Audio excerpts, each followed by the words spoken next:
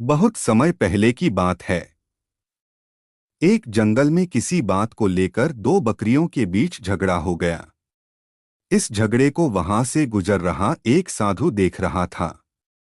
देखते ही देखते दो बकरियों में झगड़ा इतना बढ़ गया कि दोनों आपस में लड़ने लगीं। उसी समय वहां से एक सियार भी गुजरा। वह बहुत भूखा था। जब उसने दोनों बकरियों को झगड़ते देखा तो उसके मुंह में पानी आ गया। बकरियों की लड़ाई इतनी बढ़ गई थी कि दोनों ने एक दूसरे को लहूलुहान कर दिया था, लेकिन फिर भी लड़ना नहीं छोड़ रही थीं। दोनों बकरियों के शरीर खून निकलने लगा था। भूखे सियार ने जब जमीन पर फैले खून की तरफ देखा तो उसे चाटने लगा और धीरे धीरे उनके करीब जाने लगा। उसकी भूख और ज्यादा बढ़ गई थी।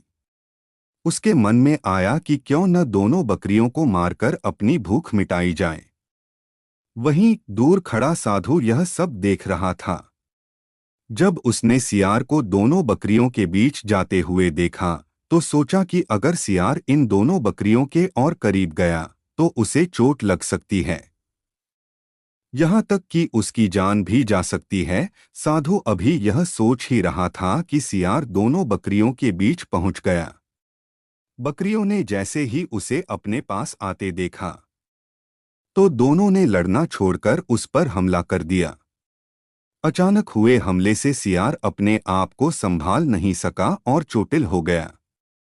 वह किसी तरह से अपनी जान बचाकर वहां से भागा। सियार को भागता देख बकरियां ने भी लड़ना छोड़ दिया और अपने घर लौट गईं। वहीं साधु भी अपने घर की ओर चल दिया। हमें इस कहानी से यह सीख मिलती है कि कभी भी लालच नहीं करना चाहिए, साथ ही दूसरों की लड़ाई में नहीं कूदना चाहिए। इससे हमारा ही नुकसान होता है।